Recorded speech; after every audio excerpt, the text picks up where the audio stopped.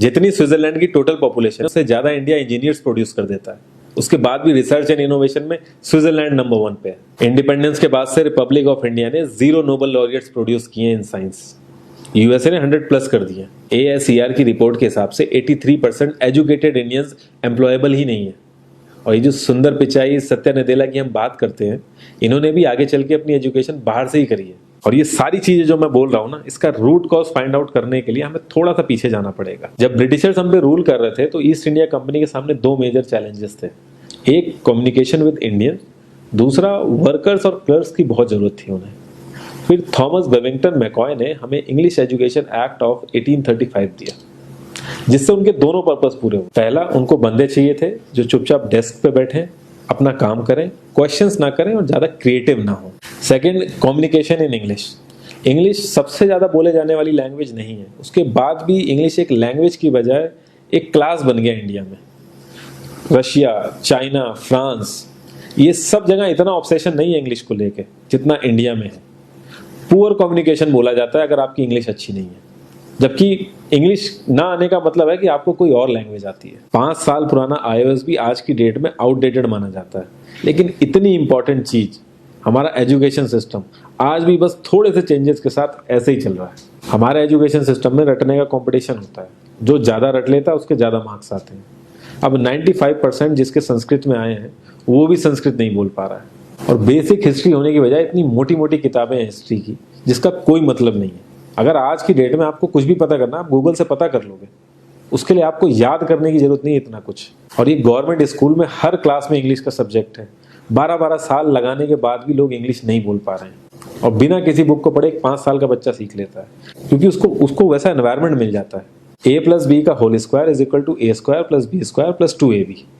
इसका real life में क्या यूज है किसी को नहीं पता, न प्रिंसिपल, न टीचर, न बच्चे, बस पढ़ाई चले जा रहे हैं। हो सकता है इसका कुछ मतलब हो, लेकिन आप ट्राई करके देख लेना, किसी को नहीं पता। हाँ, 2ab की जगह अगर आपने 3ab बोल दिया तो 4 लोग हंसने वाले मिल जाएंगे आपके ऊपर। किंडरगार्टन में जो बच्चों को सिखाने के लिए टेक्निक यूज होती है वो लाख गुना अच्छी है कॉलेज की वो रटने वाली टेक्निक से।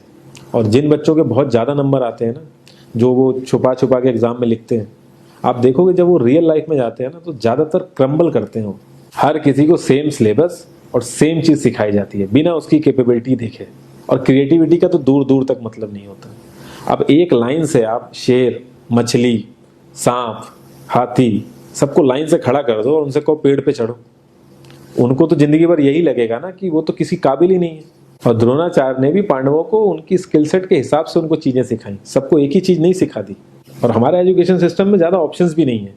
सबसे ऊपर साइंस, फिर कॉमर्स, और सबसे नीचे जाके कहीं नंबर आता है आर्ट्स का। आर्ट्स लेने वाले को तो लोग इतना हल्के में लेते हैं जैसे वो किसी काम का ही नहीं है। हर माँ बाप को तो इंजीनियर या डॉक्टर ही बनाना है। कॉलेज वाले अगर एक्स्ट्रा कोर्स रख भी देते हैं तो माँ बाप एंट्री नहीं कराएंगे, तो वो सारा पैसा बर्बाद होगा कॉलेज का। तो ऑप्शंस कहाँ से आएंगे? और बचपन से ही आपकी ट्रेनिंग स्टार्ट हो जाती है। माँ बाप, भाई बहन, रिलेटिव सब यही समझाते हैं अगर आपके मार्क्स नहीं आए और जॉब नहीं लगी तो आपकी जिंदगी बेकार। और लाइफ की क्रिएटिविटी को आप रखते हो साइड में, और ये अच्छे मार्क्स और अच्छी जॉब पाना आपका सपना बन जाता है। अब ये सपना पूरा हो जाता है तो बहुत बढ़िया है, दूसरे को जेलस फील कराओगे, नीचा फील कराओगे। और इस छोटी सी उम्र में अगर सपना टूट जाता है तो सेल्फ डाउट में आ जाओगे। इतना बाहर वाले आपको नीचा नहीं समझेंगे जितना आप खुद की नजरों में गिर जाओगे। आप किसी भी 4-5 सक्सेसफुल आदमियों के बारे में सोच के देखिए जिन्हें आप बहुत सक्सेसफुल मानते हो या जिनकी तरह लाइफ आप जीना चाहते हो। मैं ये कह सकता हूँ कि वो इस एजुकेशन सिस्टम की वजह से तो सक्सेसफुल नहीं होंगे, चाहे वो जो भी हो। धीरू भाई अंबानी, विराट कोहली, आमिर खान, नरेंद्र मोदी, ये सब हमारे इस करंट एजुकेशन सिस्टम के ट्रैप में नहीं फंसे।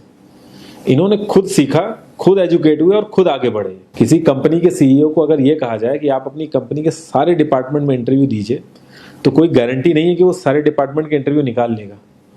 और ये भी हो सकता है कि वो आधे से ज्यादा डिपार्टमेंट के लिए क्वालिफाई ना करे एजुकेशन वाइज, लेकिन वो पूरी कंपनी चला सकता है। तो ये जो एक स्किल है, इसके बारे में बात क्यों नहीं होती? लोग अपनी 25% से ज्यादा जिंदगी इस करंट एजुकेशन सिस्टम में लगा देते हैं ताकि अपने से कम पढ़े लिखे आदमी की कंपनी में जाके उसके सपने पूरे कर सकें। इंडिया का जो करंट एजुकेशन सिस्टम है, अगर वो इतना ही अच्छा है तो जो भी सेलिब्रिटीज हैं, पॉलिटिशियंस हैं, वो अपने बच्चों को बाहर क्यों भेज रहे हैं पढ़ने के लिए? इनफैक्ट पॉलिटिशियंस के साथ तो ऐसा करना चाहिए, जिस एरिया से वो जीते हो उसी एरिया के गवर्नमेंट कॉलेज में उनके बच्चे को पढ़ना कंपलसरी हो जाए, तभी वहां के गवर्नमेंट कॉलेज सुधर सकते हैं। 368 प्यून की जॉब के लिए 1.5 लाख ग्रेजुएट और 24,968 पोस्ट ग्रेजुएट ने अप्लाई किया। मैं IAS PCS की तो बात नहीं करता हूँ, वो तो एक पैशन की बात होती है, लेकिन कुछ लोग 5-5, 6-6 साल से तैयारी कर रहे हैं कि कोई भी गवर्नमेंट जॉब मिल जाए उन्हें। उनसे पूछोगे क्यों ऐसे इतने टाइम से लगे हुए हो, तो वो एक ही चीज़ बोलेंगे कि जॉब सिक्योर है। मतलब आप काम नहीं भी करोगे तो आपको निकाला नहीं जाएगा।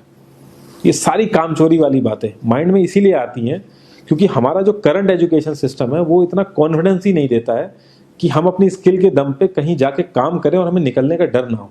मैं आने वाले 10 साल की तो बात ही नहीं कर रहा हूँ, अगर मैं आने वाले 5 साल की भी बात करूँ तो टेक्नोलॉजीज में इतना ज़्यादा चेंजेस आ जाएगा कि जो आज हम पढ़ रहे हैं, जिस स्किल पे हम फोकस कर रहे हैं, पता नहीं वो रेलेवेंट भी होगी कि नहीं उस समय। Cloud computing, SEO, digital marketing, ये सब जॉब्स पहले एग्जिस्ट ही नहीं करती थी। हम लोगों को एजाइल होना पड़ेगा, नई नई चीज़ों को सीखने के लिए ओपन रहना पड़ेगा, क्रिएटिव माइंड लगाना पड़ेगा।